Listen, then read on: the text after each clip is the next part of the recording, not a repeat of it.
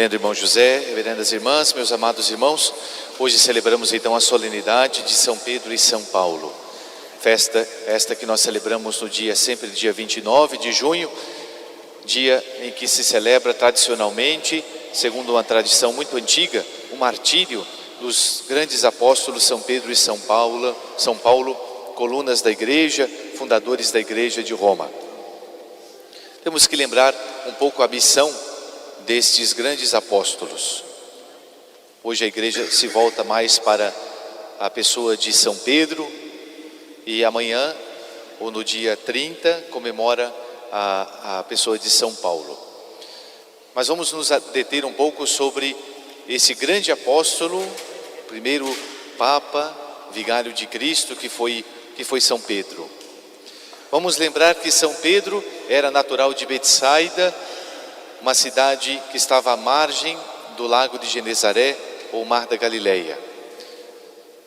Filho de pescadores e pescador também, Simão, nome dele, filho de João, logo foi designada uma missão especial para ele. Nosso Senhor, quando o viu, diz o evangelista, que o olhou, o viu e disse: você é Simão, filho de João.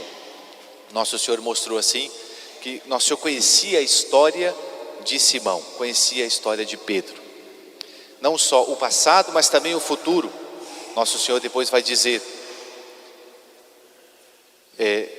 você não se chamará mais Simão, mas se chamará Kéfas. Kéfas, que quer dizer Pedro, pedra. É interessante a missão que Nosso Senhor dá para Pedro. Na Sagrada Escritura, principalmente no Antigo Testamento, nós vemos em diversas passagens, e quando Deus vai dar uma missão muito grande para uma pessoa escolhida, Nosso Senhor Deus troca o nome daquela pessoa.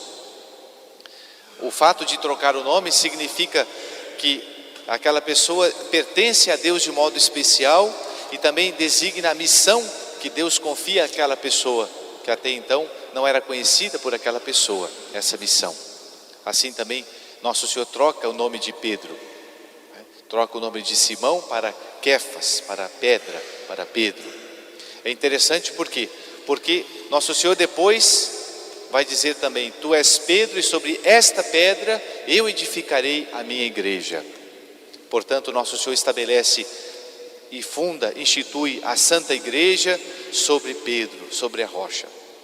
Nos vem agora à memória aquela passagem também de São Mateus, em que Nosso Senhor diz, depois de dar várias recomendações, Nosso Senhor diz: a pessoa que ouve as minhas palavras e as põe em prática é semelhante a uma casa que foi estabelecida sobre a rocha.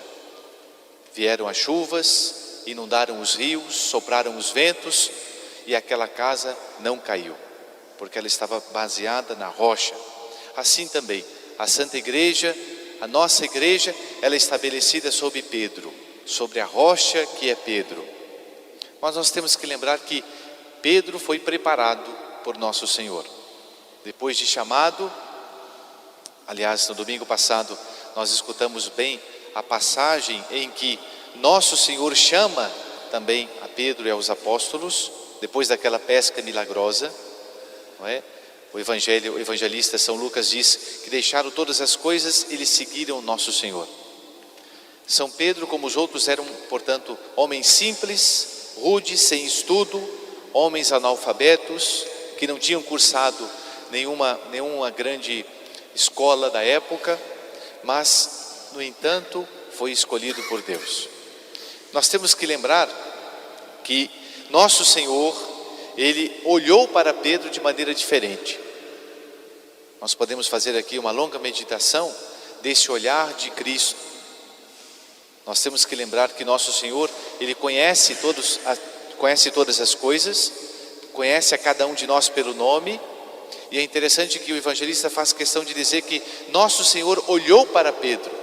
Por quê? Não foi simplesmente um olhar, não foi simplesmente um ver, mas foi um deter-se. E nós temos que lembrar que Nosso Senhor tinha uma personalidade muito forte.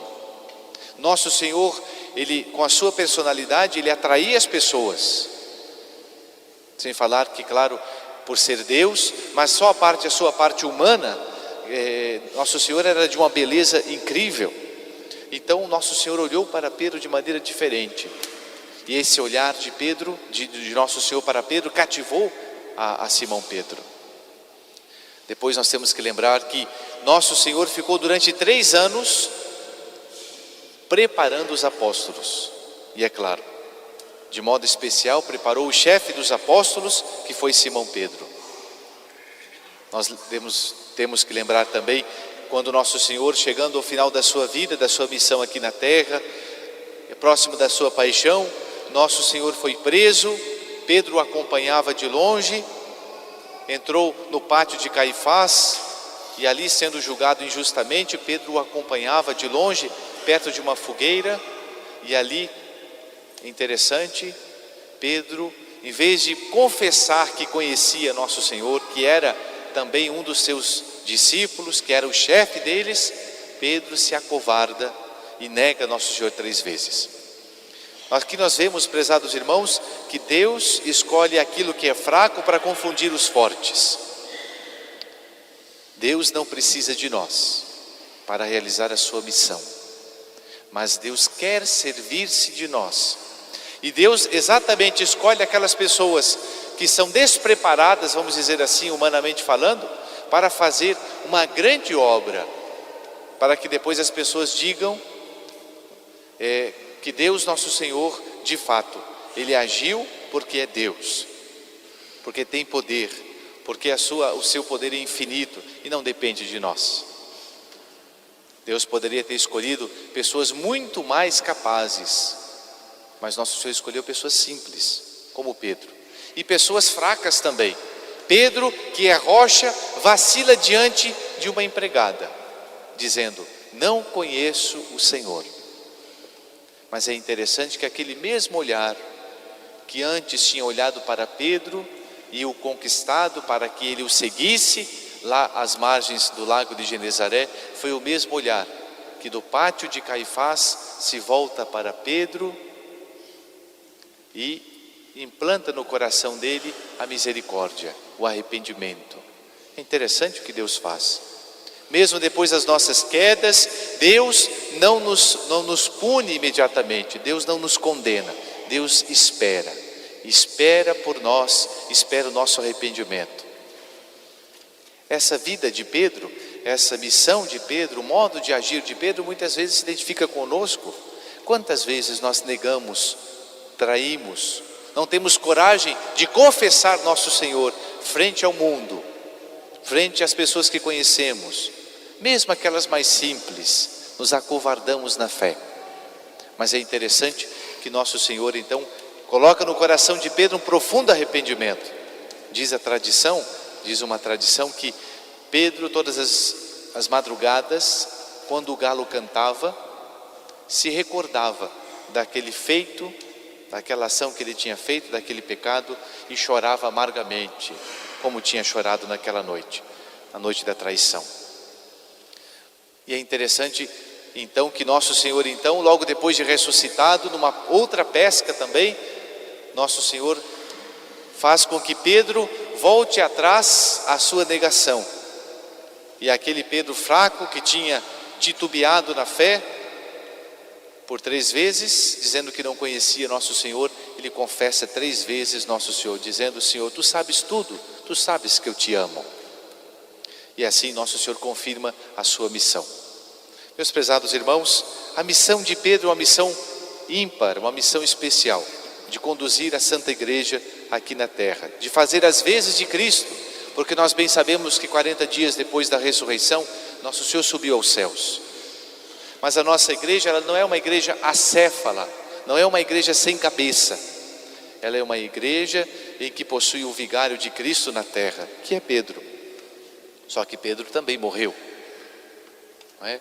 Pedro foi para Roma e ali, pela perseguição desse grande imperador que foi Nero, crudelíssimo imperador, ele também, segundo uma outra tradição, pensou em sair da cidade. E então, Conta essa tradição que enquanto estava perto das portas da cidade de Roma, indo embora, já fugitivo, encontra Cristo com a cruz às costas, e Pedro então pergunta para Nosso Senhor: qual vades? Para onde vais? E Nosso Senhor teria dito para Pedro: vou para morrer novamente na cruz. Pedro então entende um pouquinho que ele precisa novamente professar e confessar Nosso Senhor com o seu sangue, com a sua vida. Volta para Roma e ali, no dia 29 de junho, Pedro confessa Nosso Senhor, sendo pregado de cabeça para baixo, conforme reza a tradição. Nós vemos aqui a missão desse primeiro Papa, do primeiro vigário de Cristo. Mas nós temos que entender também, meus prezados irmãos, que Pedro continua hoje na pessoa do Papa gloriosamente reinante.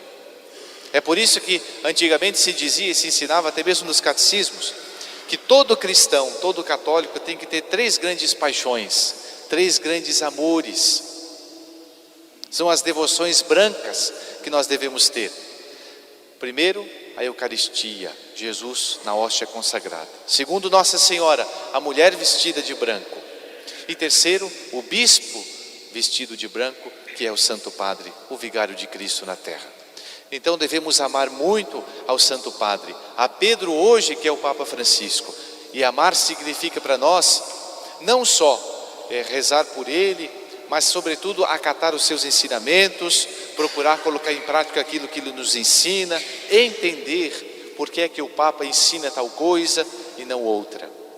Portanto, devemos escutar a voz de Cristo que fala através de Pedro hoje, que é o Papa Francisco.